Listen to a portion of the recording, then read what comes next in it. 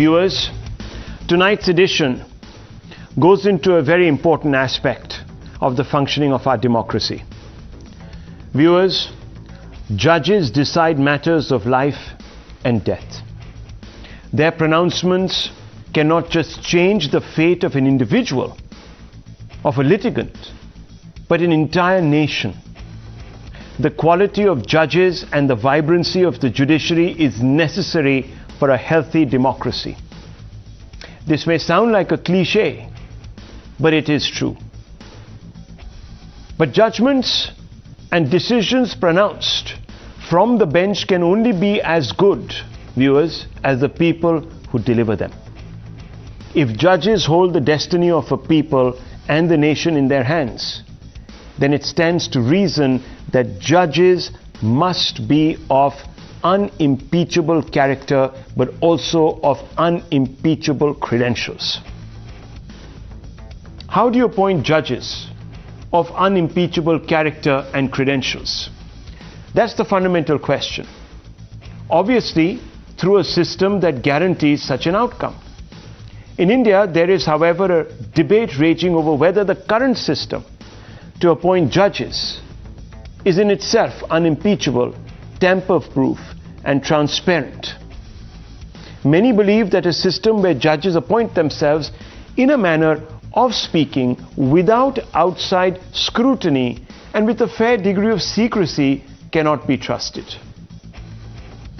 In fact, viewers, let me tell you that at one particular point in time, the Supreme Court had admitted that the proceedings of the Collegium were absolutely opaque.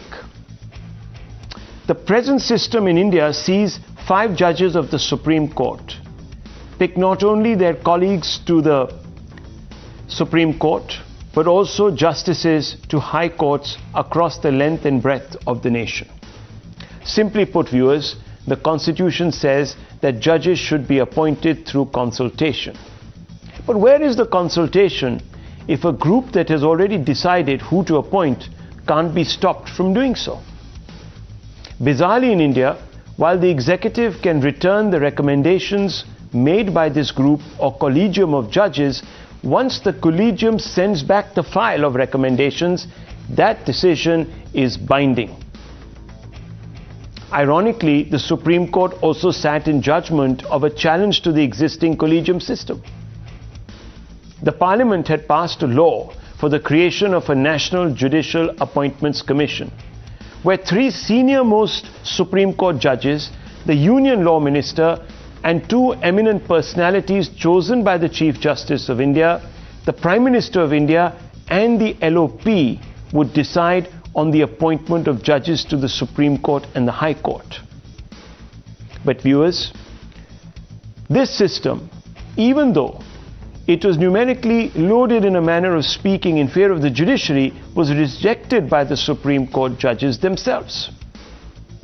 Though a lot of time has elapsed since then, the government has sought to re-engage the Supreme Court in evolving an appointment system that isn't, according to the government, as closed as the existing collegium-based one.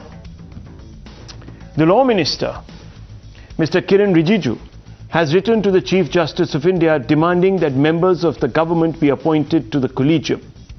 While we are not suggesting that this precondition satisfies the test of transparency, can it be denied, viewers, that the present system breeds opacity?